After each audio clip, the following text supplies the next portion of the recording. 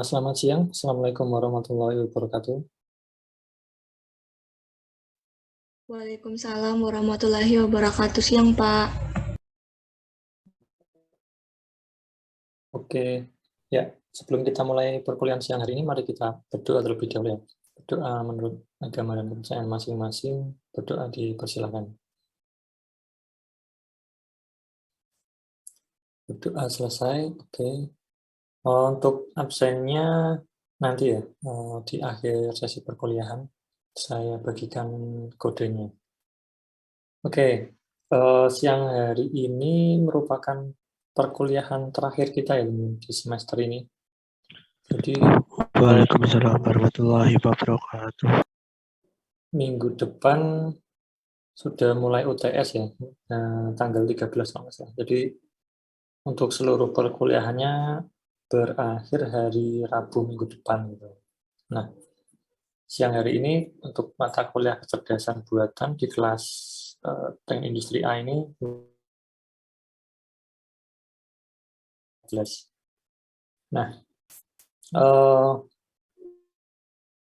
di pertemuan yang terakhir ini kita gunakan untuk ya, teman-teman, membahas satu bahasan lagi yang kemarin belum selesai, yaitu terkait dengan uncertainty atau ketidakpastian gitu ya. Nah, kemarin kita bahas mengenai kenapa kok kita itu perlu mengenai ketidakpastian ya, atau uncertainty gitu, khususnya di kecerdasan buatan. Karena memang kecerdasan buatan itu pasti dia membutuhkan sebuah dataset gitu ya, inputan data. Nah, sedangkan inputan data itu sistem agen cerdas kemarin di pembahasan paling awal-awal itu kan ada beberapa lingkungan atau environment yang dia itu sifatnya sangat dinamis gitu ya. Nah, ketidakpastian itu dicoba untuk dimodelkan gitu istilahnya. Kalau kita sebagai manusia mungkin menghadapi kondisi yang tidak pasti itu bisa belajar gitu istilahnya. Dari yang awalnya belum tahu, kemudian cari ataupun mengalami sendiri, kemudian akhirnya bisa learning gitu ya. Sedangkan yang di komputer ini, karena sistem komputer ini taunya hanya berupa angka gitu ya. Jadi bagaimana kita memodelkan kondisi yang tidak pasti tersebut atau uncertainty ke dalam bahasa komputer gitu, khususnya dan bahasa matematis. Nah, kemarin kalau kita bahas mengenai algoritma, probabilitas yang konvensional yang biasa, itu kan hanya merupakan perbandingan antara jumlah yang dicari solusinya dengan keseluruhan ruang sampelnya gitu ya. Ya, sebagai contoh kemarin di permasalahan dadu itu, misalnya kita melemparkan dadu, dikasih satu kali kesempatan gitu ya. Nah, berapa kemungkinan atau probabilitas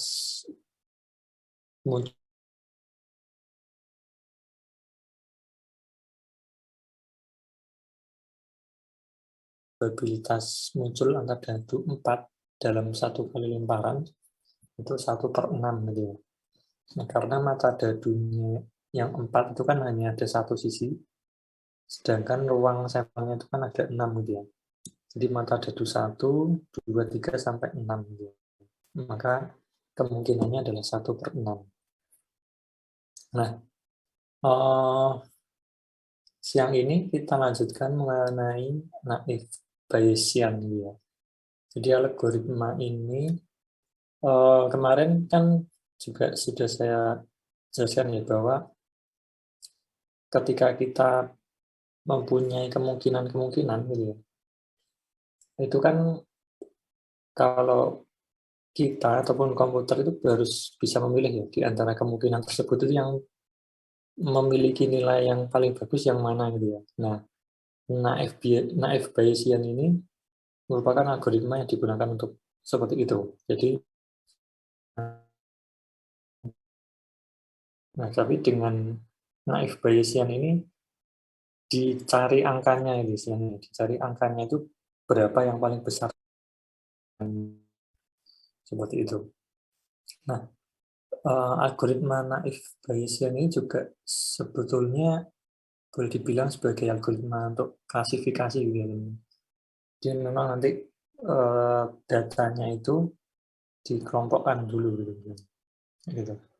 Katakanlah misalnya di dalam sistemnya itu hanya ada jawaban ya dan tidak gitu ya.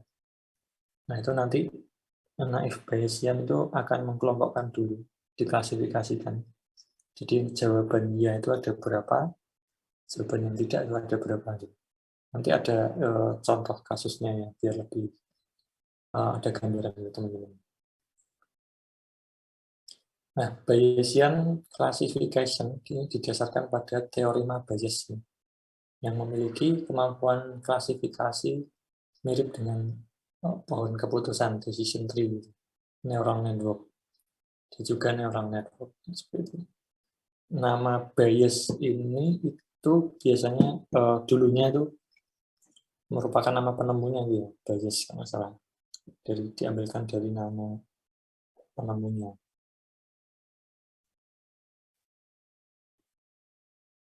Nah, ini teorema banyak yang menyebut algoritma Bayesian, ada yang naive Bayes, ada yang menyebutnya juga teorema Bayes. Nah, ini dikembangkan dengan berbagai ilmu, termasuk sistem pakar juga gitu ya. Jadi kalau sistem pakar juga bisa digunakan untuk menentukan probabilitasnya gitu ya.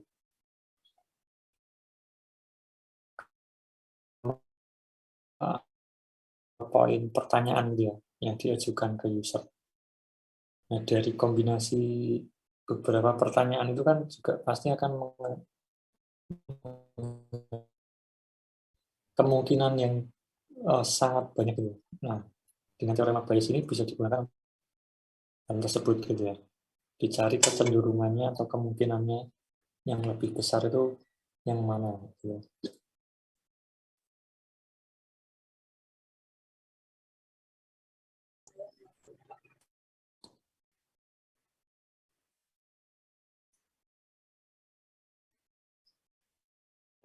Teorema Bayesian ini dia itu menerangkan hubungan antara probabilitas.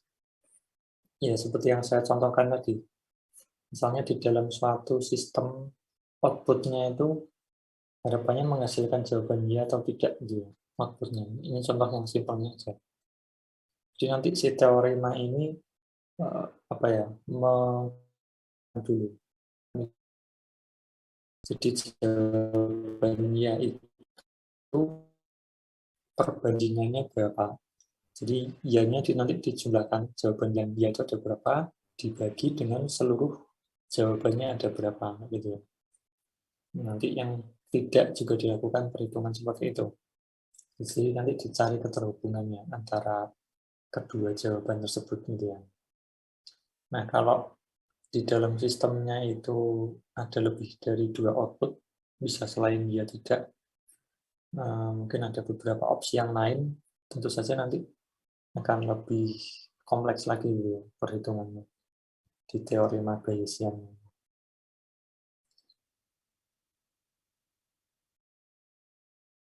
Nah, ini beberapa kita menerapkan teorema atau algoritma naive Bayesian. Ya. Nah, terutama memang digunakan untuk menangani kuantitatif dan data diskrit. Yaitu tadi ya, karena sifatnya dia itu mengklasifikasikan, mengkelompok-kelompokkan yang sifatnya kuantitatif jumlah gitu.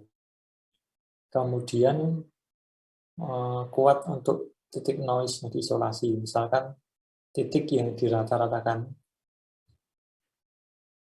Nah, ketika mengestimasi peluang bersyarat data, nanti mungkin ada contohnya. Kalau dari kalimatnya mungkin agak-agak masih agak bingung gitu. Kemudian bisa memerlukan sejumlah kecil data pelatihan. Ya. Selain itu, ini nilai yang hilang dengan mengabaikan instansi selama perhitungan estimasi peluang. Kemudian cepat dan efisiensi ruang. Dan memang dari segi perhitungannya, secara matematisnya, itu sebenarnya tidak terlalu rumit. Tapi memang kalau semakin banyak jumlah datanya, tentu saja menambah komputasinya biasanya.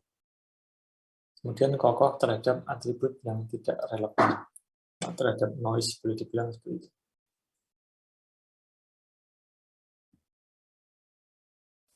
Nah, kekurangannya selain ada kelebihannya tadi, selain cukup simpel dalam penerapannya, tapi juga ada kelemahannya, yaitu dia tuh kalau kondisinya, jadi probabilitasnya tidak berlaku kalau kondisinya itu 0 gitu ya.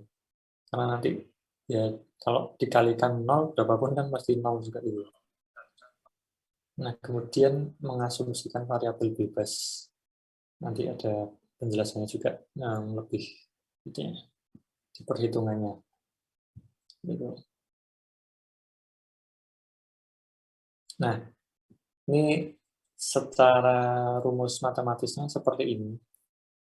Jadi teman-teman jangan bingung dulu, jangan pusing dulu, karena ini merupakan istilahnya anotasi saja gitu, notasi saja, notasi rumus.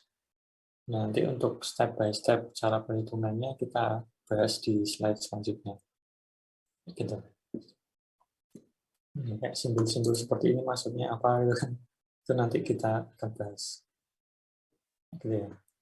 Nah, yang jelas yang PP di sini tuh posterior atau bias ada juga yang mewakili sebagai nilai probabilitasnya gitu ya. Nah, nilai probabilitas X berbanding ruang sampel datanya gitu. Nanti ada contohnya. Sekarang kita langsung ini saja. Oke. Ini lanjutan notasinya. Kita langsung masuk ke contoh saja.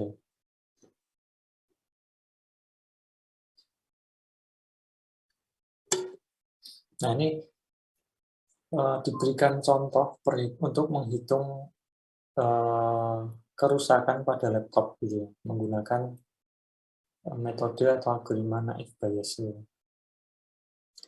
Nah, tentu saja kalau kita mau membuat sebuah sistem, misalnya untuk mendeteksi atau menentukan kerusakan laptop, hal yang teman-teman perlu lakukan apa? Jadi yang pertama, kita harus di laptop itu seperti apa sih? Nah, itu.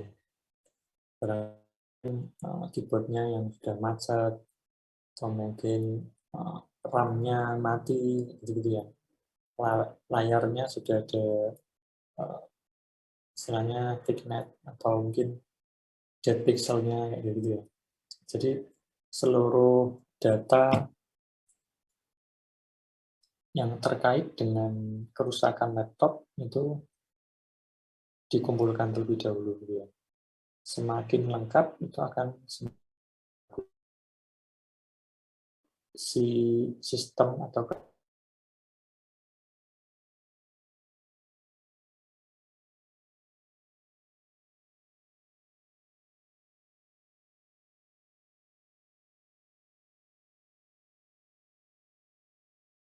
laptop gitu ya.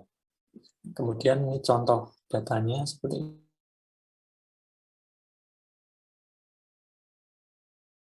Wakili saja.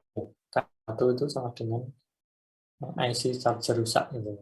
Nah, jadi K1 sampai K6 ini hanya biar mempersingkat kita ya, untuk mewakili variabel kerusakan laptopnya gitu. Nah, kemudian yang kedua IC power rusak, kemudian 3 resistornya rusak, keempat kapasitor rusak, MOSFET rusak, sama embedded controllernya rusak gitu ya. Ini hanya sekedar contoh aja. Jadi kerusakannya benar-benar di hardware-nya, ya, komponen elektronikanya. Oke. Nah, data ini yang perlu sampai poin ke-6 atau bahkan berapapun ya, ditambah lebih dari 6 juga nggak masalah gitu. Ini tergantung kebutuhan saja. Nah, kemudian kita sudah punya data-data kerusakan laptop. Nah, tentu saja nanti di sistem yang kita buat kan usernya diminta untuk memasukkan gejalanya ya. Misalnya kok kursornya nggak bisa digerakkan gitu misalnya. Itu. Nah, kalau di sini gejalanya itu diwakili variabel G gitu ya, dari G1 sampai 4 atau mungkin lebih dari 4 juga boleh. G1 ini misalnya gejalanya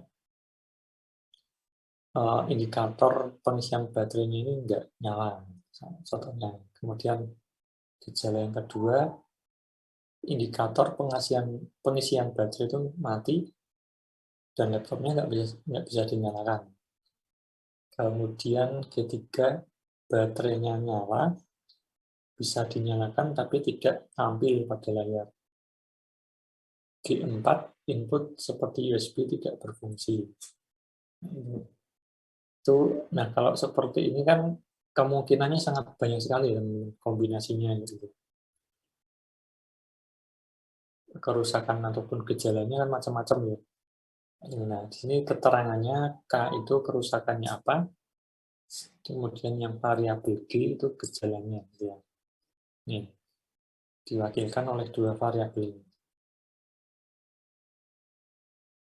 Oke, selanjutnya dari data gejala dan kerusakan tadi, kita bisa menentukan tabel keputusan antara kerusakan dan gejala yang timbul. Ya. Nah, tabel keputusan itu berfungsi untuk menentukan laptop tersebut mengalami kerusakan apa gitu, berdasarkan gejala yang timbul. Nah, contoh tabelnya seperti ini. Ini ya. Jadi misalnya nih, K1 sama G1 kita lihat lagi. IC charger rusak, kemudian gejalanya indikator pengisian baterainya nyala, tapi laptop tidak bisa dinyalakan. Itu artinya kerusakannya, gejalanya muncul ya. P1 sorry. Sini. Kemudian begitu pula dengan kombinasi kerusakan dan gejala yang lainnya. Gitu ya. Kalau misalnya ini yang K5, misalnya. K5 itu kita lihat lagi offsetnya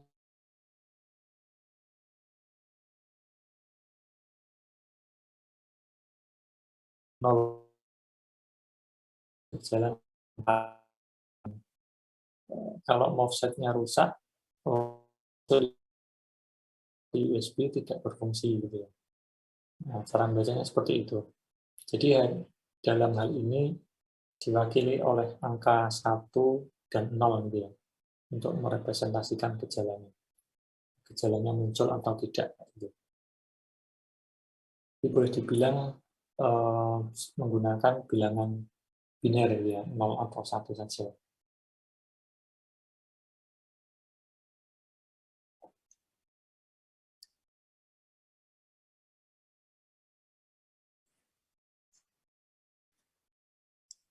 Oke, selanjutnya kalau sudah dibikin tabel seperti ini, nah contohnya nih, misal gejala yang tampak pada laptop ada dua gejala. Jadi yang muncul G1 sama G3. Itu pengisian baterainya nyala, tapi laptop nggak bisa dinyalakan. Kemudian yang G3, baterainya nyala, tapi tidak tampil pada layar. Gitu ya. Nah, berdasarkan gejala yang muncul tersebut, maka langkah perhitungannya adalah sebagai berikut. Nih. Langkah pertama, menentukan penyakit yang muncul berdasarkan tabel keputusan. Nah, itu ya. Jadi, tadi setelah ada klien muncul, ternyata gejalanya muncul G1 sama G3. Ya. Nah, maka kita lihat di tabel keputusannya, yang G1 dan G3-nya muncul satu gitu ya. Nah, akan diprediksi yaitu K1 dan K3. Coba kita lihat di tabelnya. Nah, ini ya. Jadi, G1 itu muncul ketika kerusakannya ini K1, K3 juga gitu ya. Nah, yang G3 juga muncul saat mengalami kerusakan ini, K3 ini.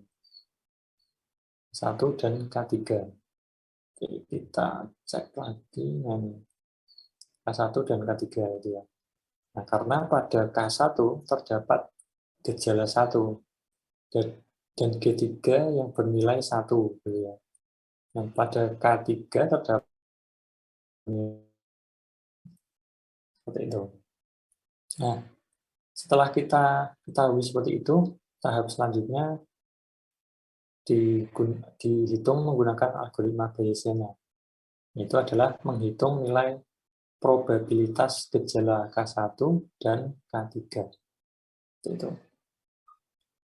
Nah, rumus probabilitas K1 itu sama dengan jumlah kemungkinan kerusakan yang muncul dibagi jumlah semua kerusakan. Nih, 1/6 artinya ya. Nah, angka 1 ini didapatkan dari prediksi minimal kerusakan yang muncul. Kemudian yang angka 6 didapatkan dari seluruh jumlah kerusakannya ya, di tabel keputusan. Jadi sekarang kita kembali lagi ke tabelnya. Nah, ini kan kerusakannya kan ada 6 variabel ya. Nah, artinya peluang muncul kerusakan K1 kan 1 per banyaknya jumlah kerusakannya 1/6 gitu. Atau sama dengan 0,16. Oke, langkah 1 sudah nanti ya. Kemudian selanjutnya rumus menghitung probabilitas gejala yang muncul. Sekarang yang G1-nya dulu. G1 ini indikator pengisian baterai nyala, tapi laptopnya nggak bisa dinyalakan. G1 sama dengan jumlah kemungkinan dibagi jumlah kemungkinan kerusakan akibat gejala. Ya. Nih. Di sini cuma 1/2 ya, soalnya kita lihat di tabelnya lagi.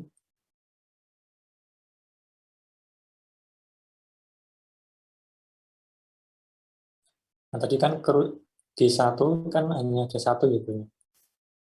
Sedangkan kerusakannya yang muncul tadi kan bisa K1 ataupun K3 gitu ya. Nah, di sini.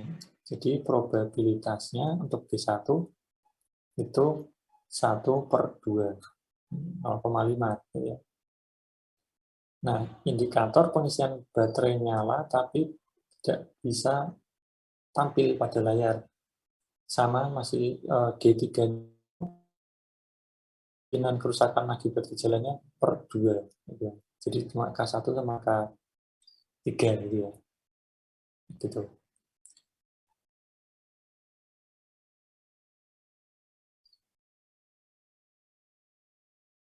Nah, ini ya. Jumlah kemungkinan sama dengan jumlah gejala G1 per G3 atau G3 yang muncul pada K1 di tabel keputusan. Nah, kerusakan akibat gejalanya ini sama dengan kerusakan yang muncul yang diakibatkan gejala dalam hitungan didapatkan 2 kerusakan yang muncul yaitu K1 dan K3 gitu ya. Nah, jadi oke, saya sedikit ulangi lagi. Kenapa ini didapatkan kayak gini? Kok cuma per 2 gitu ya? Nah, itu kembali lagi kita lihat di sini di langkah 1 ini ya. Jadi tadi si orangnya yang ngecekkan laptop itu ternyata kan gejalanya cuma muncul 2 ini ya, G1, G3. Nah, kalau kita lihat di tabelnya tadi, tabel keputusannya, ketika muncul G1 dan G3 itu artinya kerusakannya itu hanya dua ini kemungkinan, K1 dan K3 gitu ya. Nah, maka cuma ada dua kemungkinan kerusakan. Nah, ini. Jadi duanya didapatkan dari ini tadi. Sedangkan yang angka 1 di sini, karena di sini G1 bernilai true gitu ya, untuk yang K1 ini. Sedangkan yang G3-nya 0 gitu. Nah, gitu. Jadi nilai kemungkinannya untuk G3 itu 0/2. Sedangkan untuk yang G1 tadi 1/2. K1, K3. Nah, ini ya. Oke, begitupun dengan yang K3 juga dihitung dengan cara yang sama. Kerusakan probabilitas yang ketiga itu probabilitasnya sama kayak yang tadi, yang kayak yang K1. Seluruh kemungkinan kerusakannya ada 6 jumlahnya. Nah, chance atau kesempatan K3 itu muncul, itu kan artinya 1/6 ya. Atau 0,16.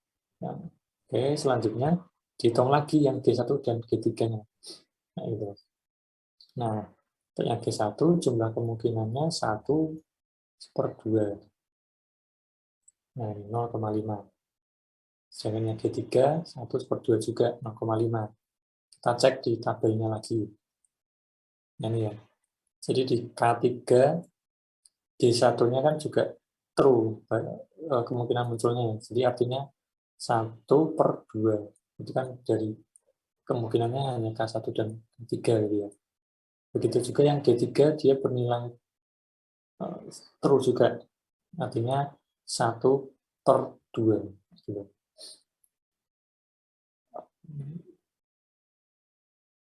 Nah ini 0,5.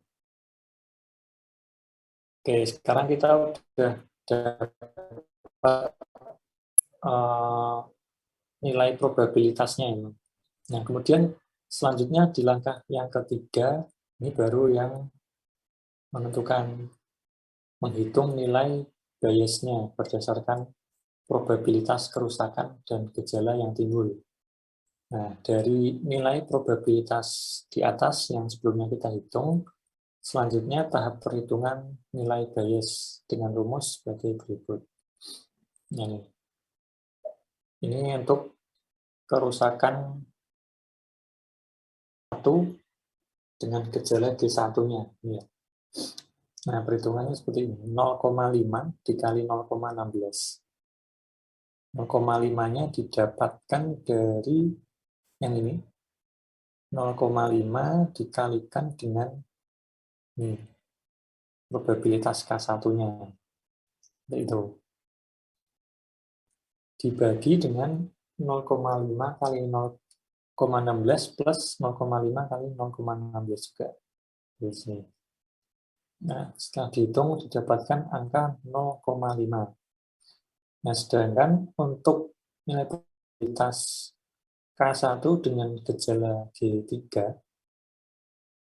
itu 0 kali 16 itu didapatkan dari yang ini, 0 kali 0,16 dibagi dengan 0 kali 0,16 plus 0,5 kali 0,16. 0,5-nya yang dari sini. Gitu ya. Jadi 0,16. Nah, setelah dihitung hasilnya 0 karena 0 bagi 0,08 gitu ya. Nah, nilai dari K1 itu artinya ini dijumlahkan ya. 0,5 plus 0 sama dengan 0,5. Oke, kemudian begitu juga dengan yang K3, perhitungannya sama. Setelah dihitung, kemudian dijumlahkan, jadi probabilitas kerusakan 3 dengan gejala G1 ditambah dengan probabilitas kerusakan 3 dengan gejala 3 gitu ya. Nah, 0,5 tambah 0,5 sama dengan 1. Nah, Oke, sebentar. Nah, kemudian yang K1 itu dijumlahkan dengan yang K3 tadi ya. Sehingga muncul angka 1,5.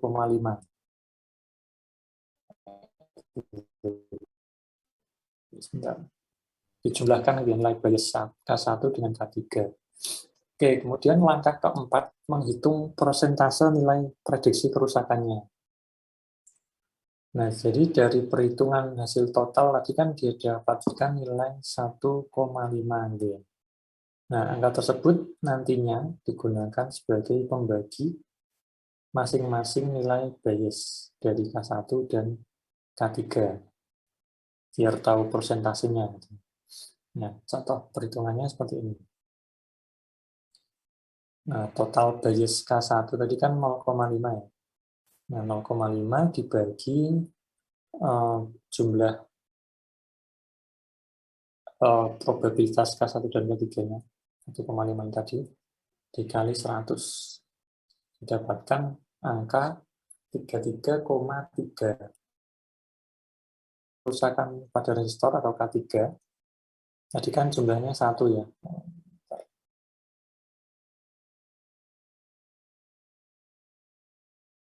Nah ini ya, 1 per totalnya tadi 1,5, yang dikalikan 100%, sama dengan 66,6%. Artinya lebih besar yang K3 gitu kan, dari persentasenya.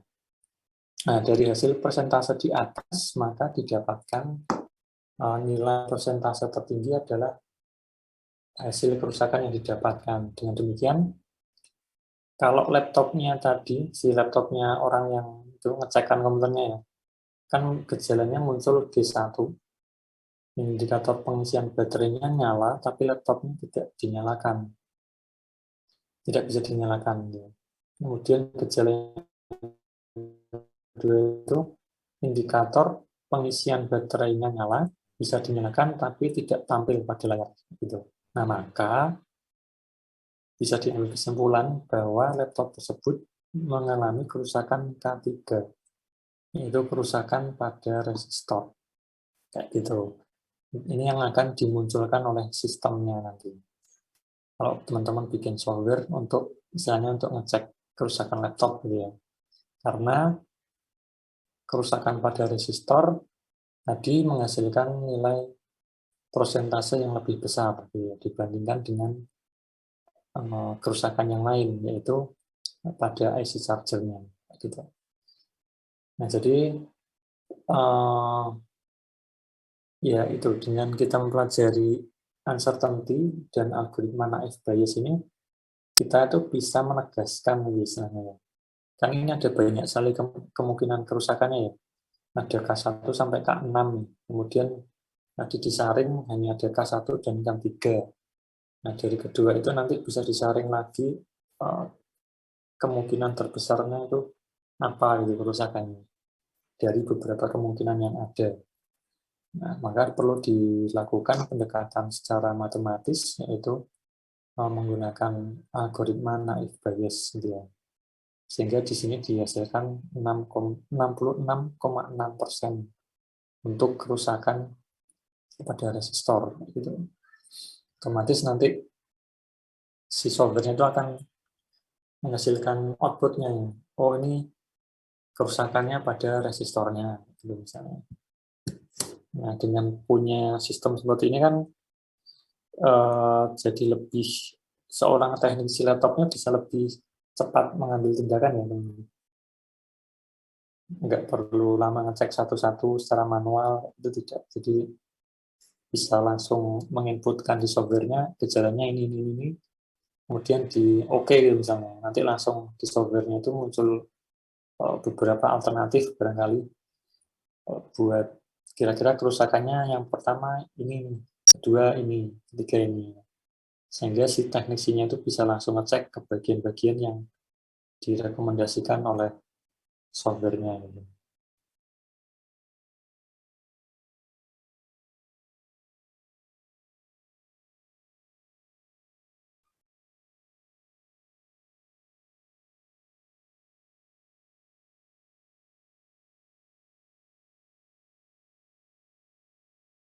Oke, ya jadi untuk kecerdasan buatan sampai materinya sampai di ini ya teman, uncertainty atau ketidakpastian gitu.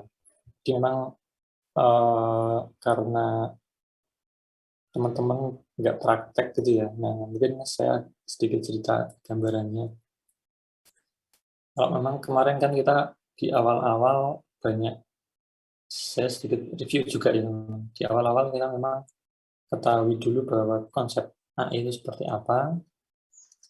Setelah itu kemarin kan kita juga belajar mengenai agen cerdas ya. Bagaimana maksudnya sistem AI, kalau kita nanti membuat sistem AI itu, dia lingkungannya itu akan seperti apa aja gitu ya. Kemarin kita ketahui ada yang dinamis, ada yang statis, dan beberapa jenis lingkungan yang lainnya juga. Kemudian kita juga banyak membahas mengenai algoritma pencarian untuk kemarin. Nah, karena memang itu yang jadi fondasinya di beberapa algoritma yang ada saat ini gitu ya. Pencarian gitu. Memang algoritma yang berkembang saat ini itu biasanya dikembangkannya dari sisi matematisnya gitu ya teman. Jadi gimana caranya itu menemukan solusinya agar lebih cepat dan lebih tepat gitu. Nah, para peneliti itu nguliknya di situ ya, dengan model-model matematis yang dikembangkan ya, gitu. Nah, pada intinya pun kalau di komputernya itu adalah pencarian, tapi saat mencari itu dia menggunakan fungsi tertentu gitu. Jadi memudahkan dalam mencarinya gitu ya. Serta mempercepat juga gitu. Ibaratnya itu ya pernah saya contohkan dulu Pak. Kayak misalnya teman-teman itu disuruh mencari seseorang di pasar ya. Itu kan akan berbeda kalau kita dikasih tahu ciri-cirinya dulu sama sama sekali kita nggak dikasih infonya itu kan sangat berbeda ya. Kalau kita sudah punya istilahnya punya fungsinya, punya ciri-cirinya yang diberikan, otomatis kan kita akan lebih cepat gitu ya untuk mencarinya. Nah, seperti itu. Jadi intinya di AI itu juga core-nya memang ada sebuah pencarian. Nah, hanya pencariannya itu menggunakan fungsi-fungsi tertentu yang disebutnya sekarang sebagai algoritma yang macam-macam itu ada neural network, ada RCNN, ada genetic algorithm nggak salah ya sekarang ada yang baru itu dan singkatannya GAN. Kemudian ada faster RCNN, ada efficient DeepNet dan lain sebagainya. Nah itu, ada intinya di dalamnya itu memang ada pencarian, ada juga seperti itu. Kemudian kemarin setelah belajar metode pencarian, ada sedikit materi mengenai representasi logika. Ini bagaimana kita membahasakan alami ke dalam logika komputer. Kemudian kemarin ada logika fuzzy, neural network, kemudian sistem pakar, dan algoritma genetika. Gitu. Itu juga di dalamnya ada sebuah pencarian, algoritma pencarian juga, dengan menggunakan fungsi matematis yang berbeda. Itu. Begitupun dengan yang masalah uncertainty ini ya, itu juga digunakan algoritma bias. Nah, mungkin teman-teman kalau ada yang ingin berfokus di kecerdasan buatan, misalnya kok udah ada bayangan besok bikin tugas akhirnya mau di, apa mau di tugas akhirnya mau mengambil fokus di kecerdasan buatan gitu ya. Nah, itu boleh mungkin setelah perkuliahan ini teman-teman bisa belajar sendiri, coba beberapa tools atau library yang populer sekarang ini. Ada kayak TensorFlow itu ya. TensorFlow itu bikinannya Google, bisa menggunakan bahasa Python, bahasa pemrograman Python gitu ya. Kemudian ada Keras, ada PyTorch, banyak lagi. Nah, itu teman-teman bisa pelajari itu. Tapi saran saya sih memang yang TensorFlow, karena memang secara dokumentasinya pun dia lebih lengkap gitu ya. Contoh-contohnya udah banyak sekali gitu. Seperti itu. Nah, selain itu juga perlu belajar bahasa Python-nya itu sendiri ya, bahasa pemrograman Python-nya itu. Untuk bahasa pemrogramannya, saya sarankan juga menggunakan Python. Walaupun menggunakan bahasa pemrograman yang lain pun bisa, tetapi di Python itu lingkungannya sudah sangat mendukung, banyak library yang bisa digunakan, kemudian banyak komunitas, banyak peneliti di kecerdasan buatan yang memang juga sudah menggunakan bahasa Python.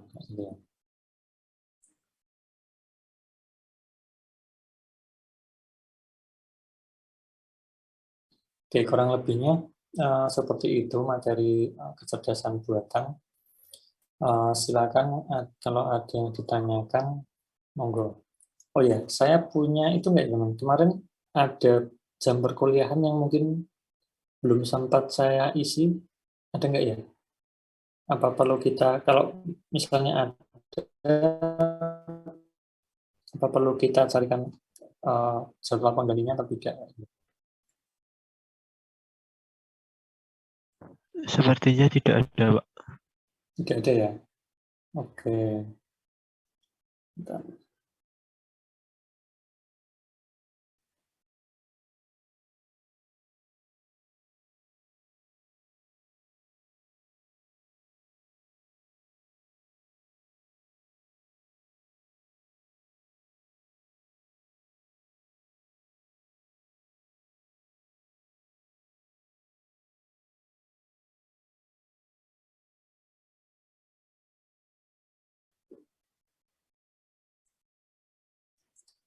Ini absensinya udah saya kopikan di chat ya, teman.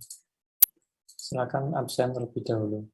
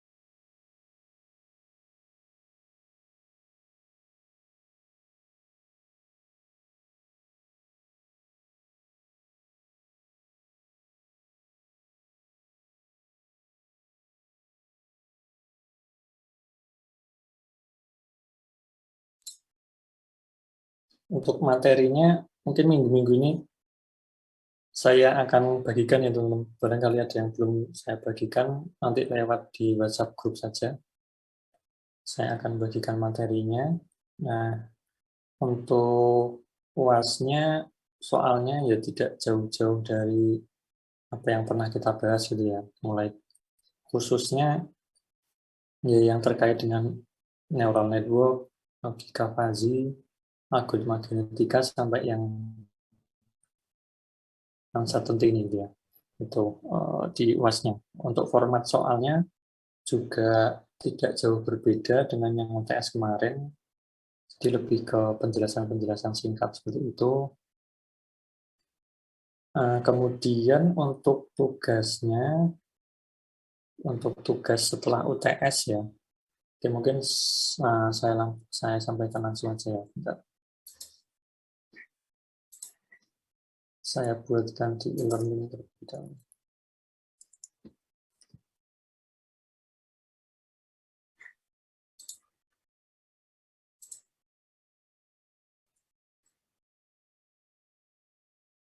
Kecerdasan buatan kelas A ya.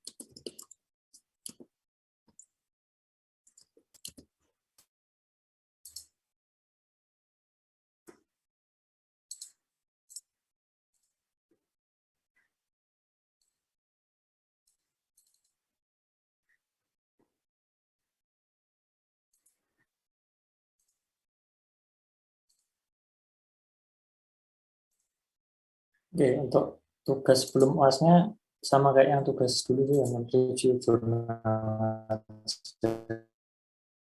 Jadi tugasnya mereview jurnal yang ada di website penelitian.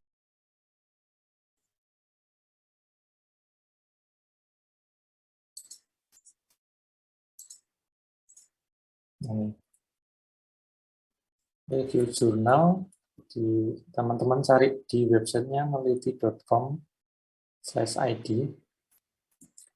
Kemudian tema jurnalnya pilih salah satu antara logika fuzzy, kemudian neural network, atau jaringan saraf tiruan,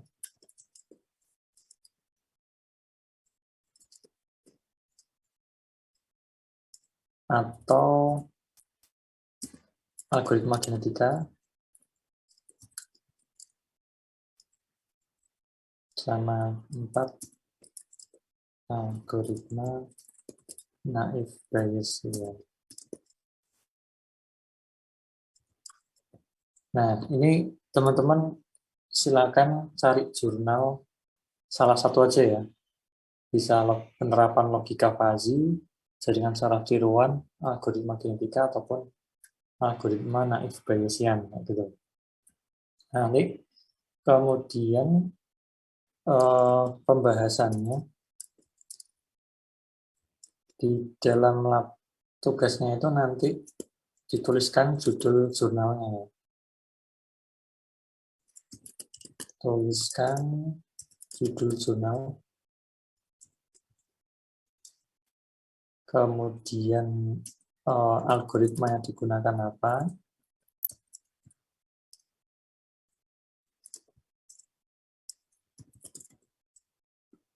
kemudian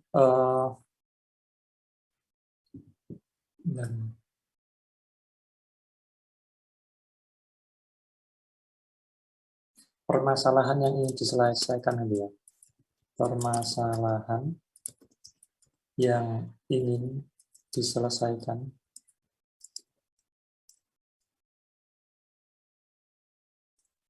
Kemudian tuliskan juga metodenya seperti apa. Jadi biasanya di dalam jurnal itu ada subbab metode ya teman-teman, metode penelitian. Nah, silakan teman-teman baca bagian itu, metodenya itu di jurnalnya seperti apa ya. Mungkin barangkali ada yang mengumpulkan datanya terlebih dahulu, kemudian mungkin ada yang mengklasifikasikan, misalnya contohnya kayak gitu ya. Nah, itu silakan metodenya. Dia dibuat apa ya? Diagram alirnya boleh kotak-kotak gitu ya. Dibuat diagram lebih bagus. Oke, judul, algoritma yang digunakan, permasalahan yang ingin diselesaikan, metode, sama mungkin kesimpulannya. Kalau metode sama kesimpulan itu pasti ada ya di jurnal teman-teman.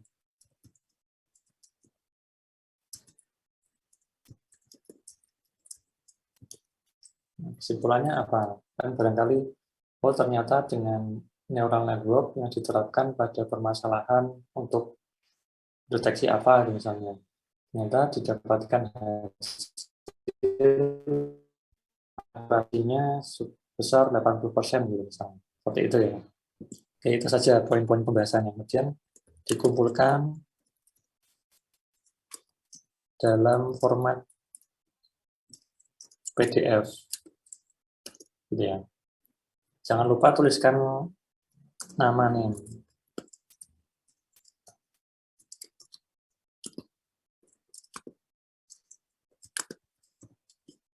Oke, seperti itu. Format selain PDF tidak akan saya nilai ya, pokoknya harus PDF. Oke, pengumpulannya mau maksimal kapan nih? Saya fleksibel saja menyesuaikan teman-teman ya.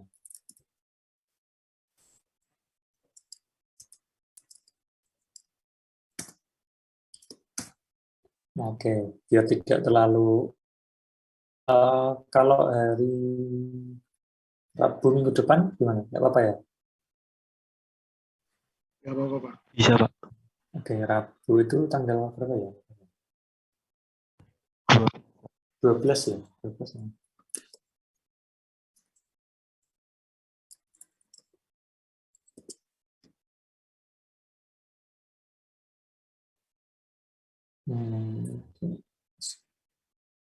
Ya, 12.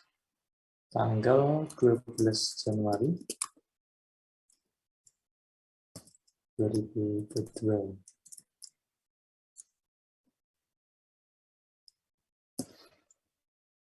Jam 18 ya.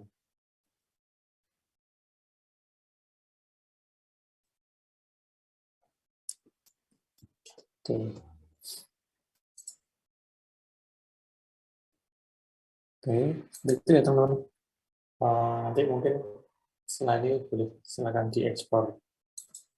Jurnalnya kalau ada referensi lain selain dari web peneliti ini boleh cari di sumber lain juga boleh.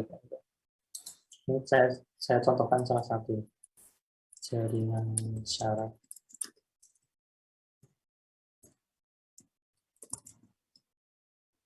Nah ini ada banyak sekali ya.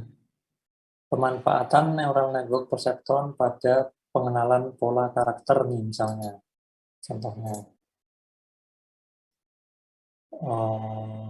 Mana?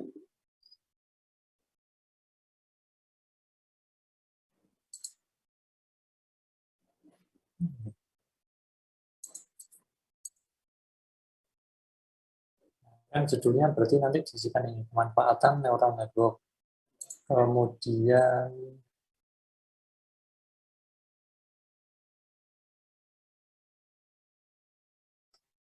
ingin diselesaikan itu mengenali pola karakter. Gitu.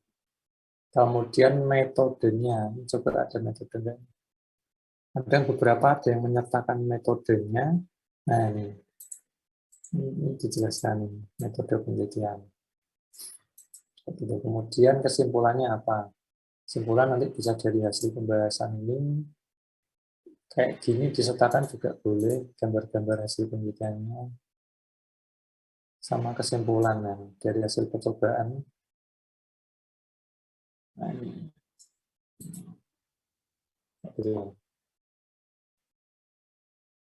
Seperti itu. Yang metode sama kesimpulan pasti selalu ada. Ya, harapannya nanti teman-teman dibaca gitu ya, jurnalnya itu. Jadi biar tahu contoh AI itu seperti apa untuk pengenalan pola atau mungkin untuk permasalahan-permasalahan yang lain. Ini ada proses pelatihannya.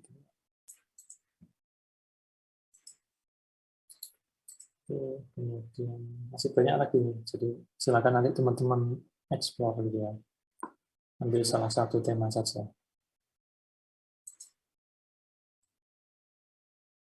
Oke, ini saya set berarti sampai tanggal 12 Januari jam 16 ya. 18 ya.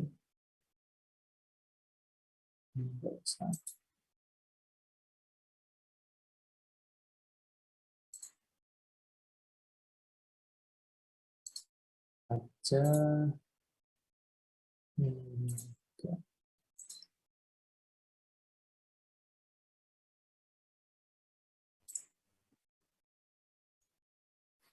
Oke, ini sudah saya taruh di e-learning ya untuk tugasnya. Nanti silakan dikumpulkan.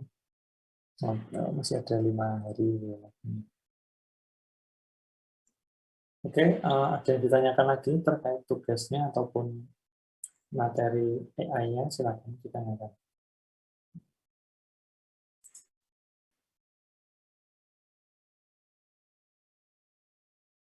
Tidak ada, Pak. Ya, oke. Oke, kalau tidak ada yang ditanyakan, mungkin untuk materi kecerdasan buatannya sampai di situ ya, memang di algoritma naif Bayesian.